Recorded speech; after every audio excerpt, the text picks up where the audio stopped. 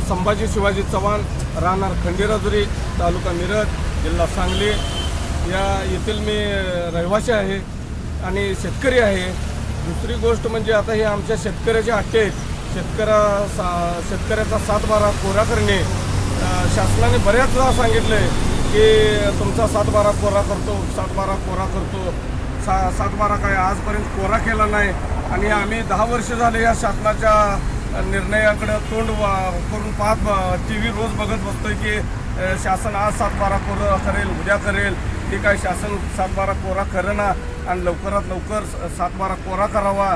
दुसरी गोष्ट GST संदर्भात बोलायचं झालं तर आज आम्हाला GST औषधे, खतं, रसायन, काय शेतीमालाला लागणारे साहित्य, घर परपंचाच्या वस्तू किंवा शाळेचे पोरासनी वया, पाठ्यपुस्तक या सगळ्या ह्याला जे आहे GST लागलेले आहे आणि ही GST तात्काळ रद्द करावी आणि GSTतनं हे शासनाचं महसूल होते पण आमच्या सर्वसामान्य जनतेचं आणि शेतकऱ्याचं इथं हाल उठलं आहे। आणि तिसरी गोष्ट म्हणजे दुधाला दर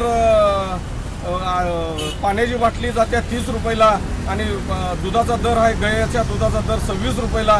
कुठला कुठं तफावत, हे शासन सगळं मलई खायला लागलं आहे आणि आम्हाला काय देना काय नाही, आमच्याकडे काय बघना।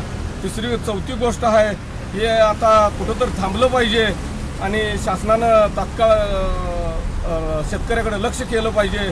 शेतकरी पूर्ण तळागाळाला गेला आहे। एखाद्या शेतकऱ्याच्या मुलीचं लग्न करायचं म्हटलं तर त्या शेतकऱ्याकडे पैसा नाही किंवा काय नाही, काय विकून करावं म्हटलं तर काय त्याच्याकडे नाही। परत शेतकऱ्यानं स्वतःच्या बायकांचं सुद्धा सोनं नाणं जे आहे सगळं घाण ठेवलेलं आहे। काय करायचं असा चिंतेचा प्रश्न पडला आहे। लवकरात लवकर ह्या शासनानं डोळं उघडावं आणि हे सगळ्यांचा विचार करून या अटीचा विचार करावा आणि अभ्यास किंवा ह्याच्यावर काय आम्ही माहिती घेतो, शोधतो, कुठं काय करतो हे असलं काय न बघता शेतकऱ्याचा 7/12 कोरा करावा आणि इथं या आंदोलनाला शासनानं सुद्धा हिची दखल घेऊन हे बघावं आणि आमच्या अटी मान्य करून